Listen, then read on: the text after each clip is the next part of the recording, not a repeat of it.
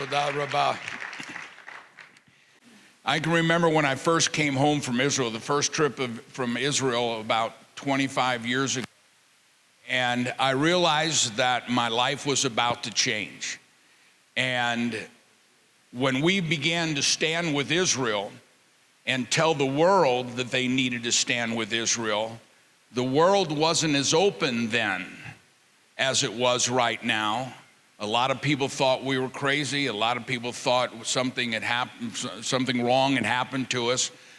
But in the midst of that, my family stayed with me, and they knew this was a mission from God. So I'd like my wife, Tiz, who's just defeated cancer, to stand up. My oldest daughter, my first daughter, Anna, to stand up. My son, Luke, to stand up. And my daughter, Katie, to stand up, who is still single.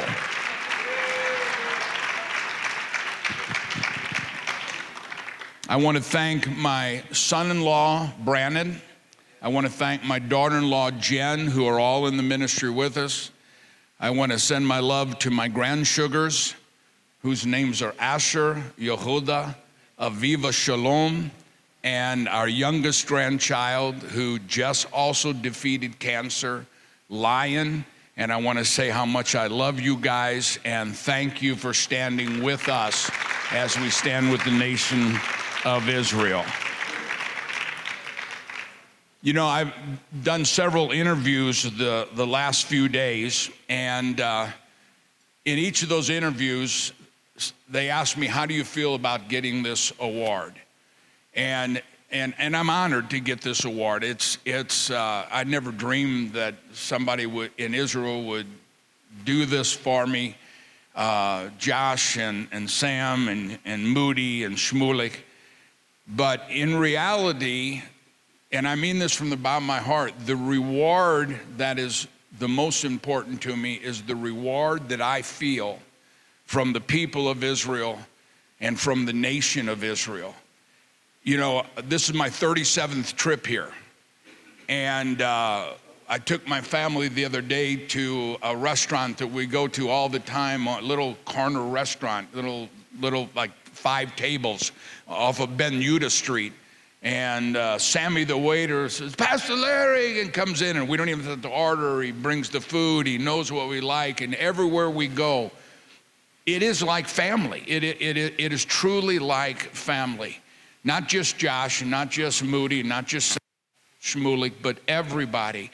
And that's really the reward that is the most important that we feel every time we're around everyone, is that for some reason, God has blessed us by putting in our heart to help fulfill Bible prophecy.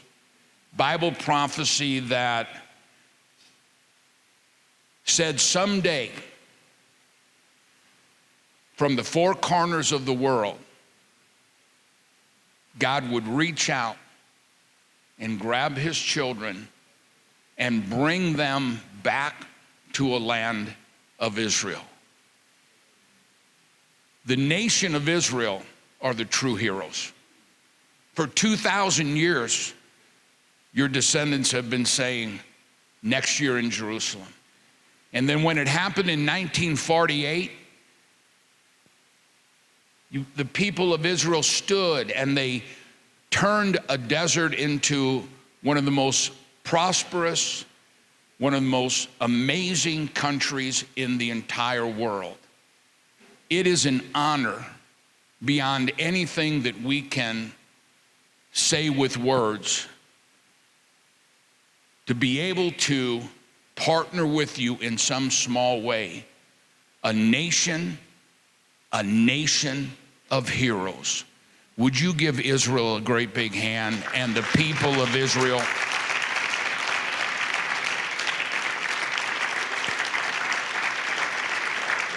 A nation of heroes.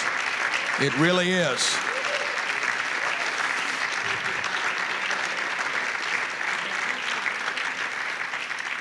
You know, one of the great thrills is bringing people here and seeing where the Bible was written and here and there. But one of the great thrills is bringing people every year to meet you. I was just sitting next to the general, and he leaned over to me, and I was asking him a question. He said, we were one of the first ones that went in and rescued the people off the beaches, the people of Ethiopia, I believe it was, or Sudan, off the beaches, and brought them. And I said, man, we just watched the movie, I think it's the Red Sea Resort or something like that. And I told my whole church, I said, you need to watch it. It's got bad language in it, but we're so holy we won't hear that bad language. And they were the ones that went in 2 years before that. You guys are special. And for us to be allowed to stand with you makes us feel special. And so we thank you so very much. When I say it feels like family here, I really mean that. Last year, one of the things we do is we've made a pledge that every year buy from Magam David Adom, with Magam David Adom, an emergency unit, not just an ambulance, but it's an IC unit on wheels. And they were doing a presentation with two of them at the Jaffa Gate. And after we were done, I looked around, and all these people that have been just walking by or working around there, I looked at them, and they came up and started saying, why do you do this? And they had tears in their eyes, and they were crying. And that night we had Shabbat with Josh and Rebecca, and I said, I can understand people being thankful that we bought an ambulance and to help save lives, but why would they be crying? Why would that move them so much? And Josh said something to me that I've used it all over the world. He said, can you imagine feeling like you had no friends for 2,000 years? And now all of a sudden you realize you're having friends all over the world. That is an amazing statement. Somebody already used, and it's used so much, I hope it doesn't get old, that in the book of Genesis, chapter 12, and we all know this, God says concerning Israel and the Jewish people, he says, I will bless those who bless you. And we know that when you do something for Israel, you stand with the nation of Israel, God said, I'll bless you. But the blessing that God has given us is beyond anything that we can imagine. Sam so graciously told the story of my grandson Lion. And I'd like to tell this story very quickly because I know that miracle, and I tell the world every day on television, that miracle is linked to being a blessing to Israel and the Jewish people. We were actually here for the opening of the embassy. And after the opening embassy, we went out and we were over on Ben Yehuda Street at the Big Apple Pizza. And we got a phone call. A friend of mine who's from Washington in the government got a phone call, and his wife said, I feel like I'm supposed to tell something to Pastor Larry. And so put her on the phone, and he said, I feel like I'm supposed to tell you from God that the lion will roar from Jerusalem, and the roar of the lion will be heard around the world. And so we thought this was connected to what we've done with Josh, and you guys don't know how hard this guy works. Josh works nonstop bringing Jews and Christians together. He's a Superman. He is a Superman. He's a superhero. I mean, he is nonstop, and he's brilliant at what he does. And so we were, a little bit a part of helping urge the embassy to move to Jerusalem. And so we thought, the lion, that's the lion of Judah and everything. The lion will roar from Jerusalem, and that roar will be heard around the world. 2 minutes later, my son Luke called. And he said, Dad, you need to pray. I said, Lion's not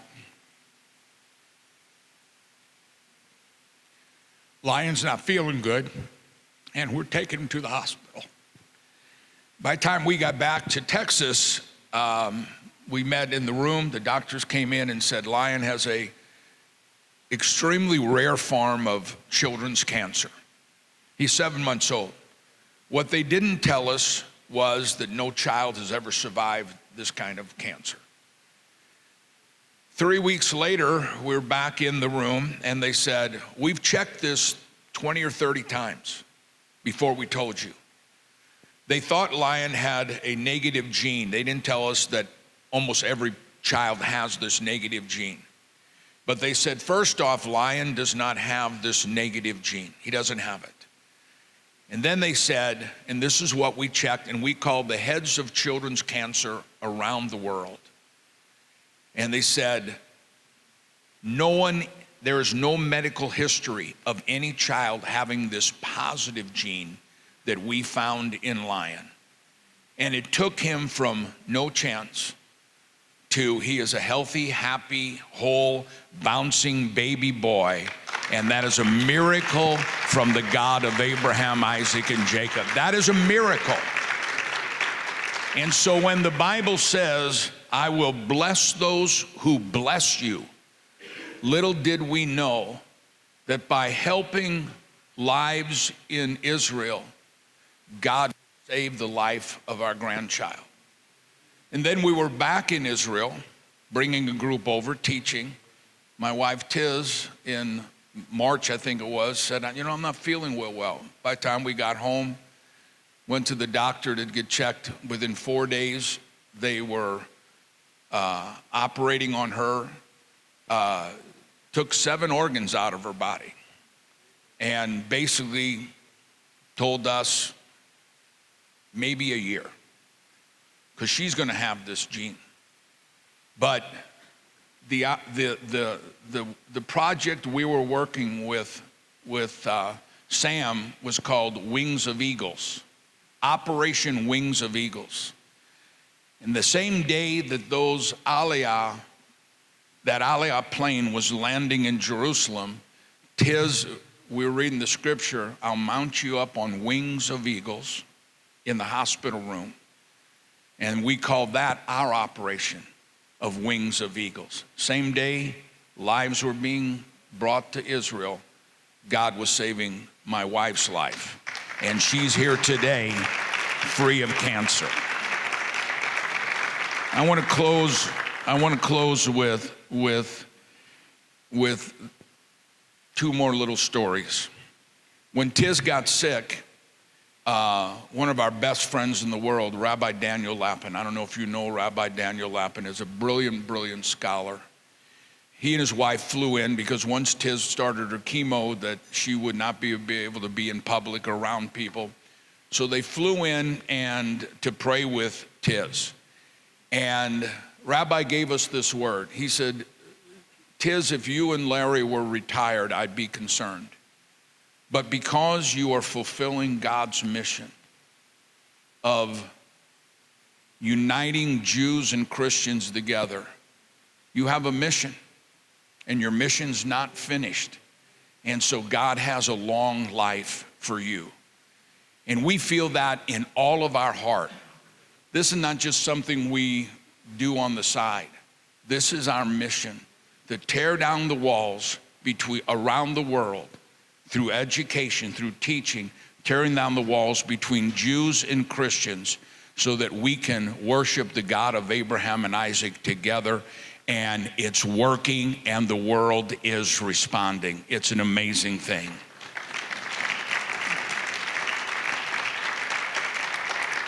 One last story.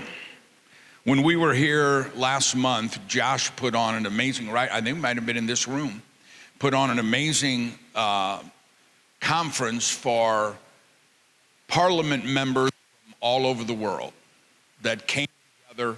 And he asked me to come in and teach the biblical prophecy of Jews and Christians standing together, standing with the nation of Israel, that this land belongs to the Jewish people.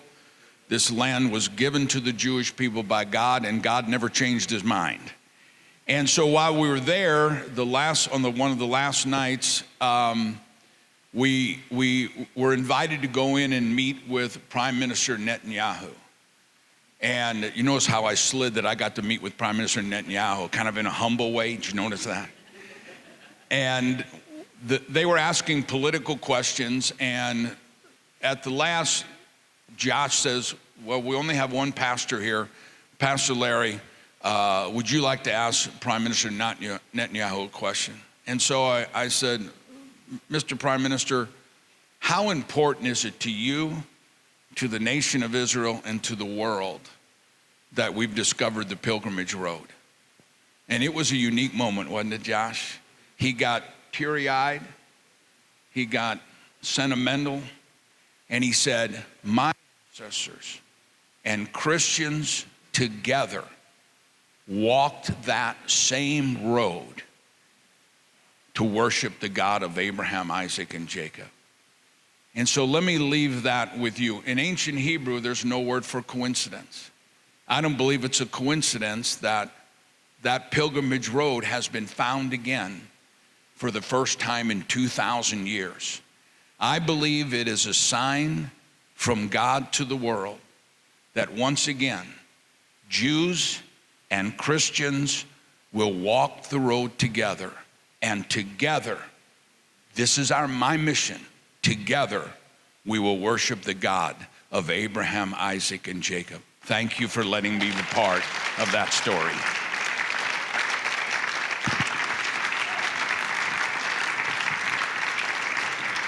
Thank you.